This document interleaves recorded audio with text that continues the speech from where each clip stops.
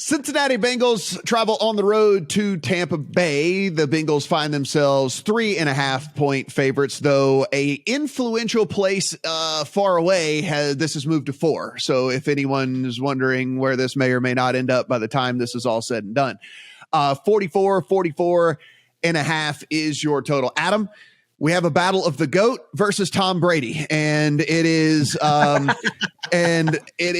like a game that is pretty easy for me when you take a look at this. I mean, this Cincinnati team, we talk about like season arcs, right? It is very obvious to me Cincinnati's on the upward trajectory throughout the course of the last 6 weeks of the season. Maybe you could say Tampa's neutral. I would probably say they're on a downward arc, if anything, right? I mean, I can't imagine anyone would say that this team is anything better than neutral. I would say probably on the way down.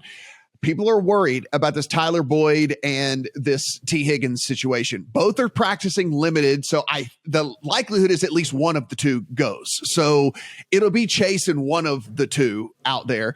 You still have Joe Mixon. The underrated thing here, we can talk about the offense all day long, future Hall of Famer at quarterback, all the stuff like that.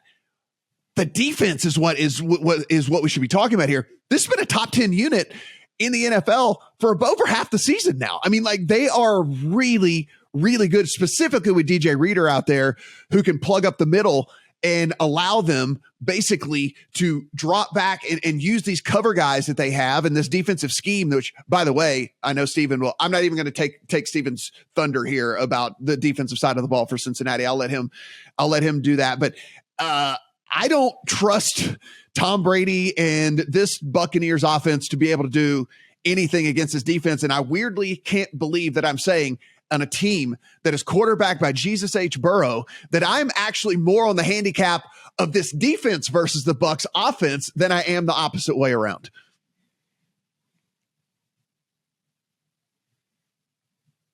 Go was like last week, the 49ers, just as easy of a play as there's ever been for me against the Tampa Bay Buccaneers. I didn't care about Brock Purdy, Tom Brady against what that San Francisco defense is.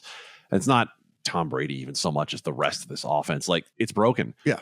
And I believe what week was it they played Pittsburgh and you guys were on the teaser leg, and I'm like, guys, something's broken here. I don't know what it is, but something's broken, and everybody sees it now. Like, they're not good on the offensive side of the ball in any way.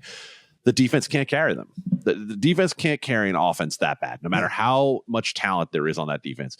Just can't do it. So, yeah, on the other side of this, yes, Boyd and Higgins, it's a problem if they can't go. But the only reason you wouldn't bet Cincinnati in this is that you would worry that with the receivers hurt, that maybe Zach Taylor would say, you know what?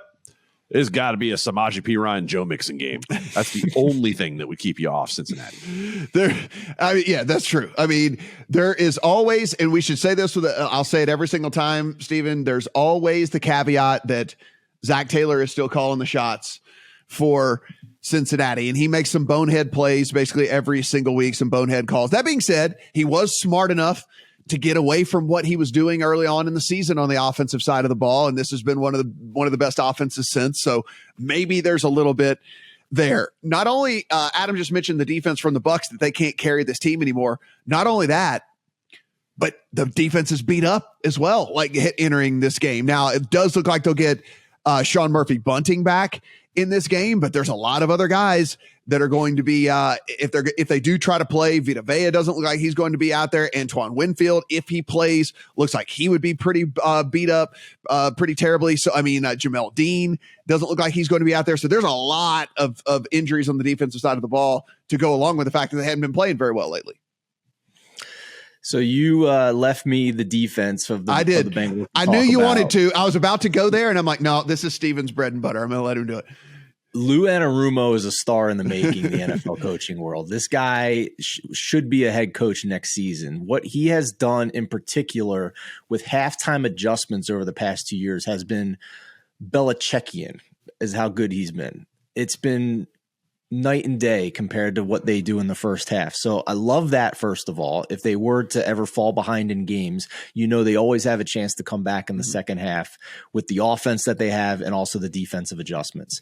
On paper overall for the season, what I love most in an NFL defense, a team that pressures without blitzing. And the Bengals are top 10 pressure rate with number 22 ranked blitz rate on the year. Love that. Even in the past couple of weeks where they've played some good offenses, including the Kansas City Chiefs, they still have posted above average defensive metrics in the last 4 games. So this is the number 4 team in my power rankings, but behind the obvious Eagles, Chiefs, and Bills.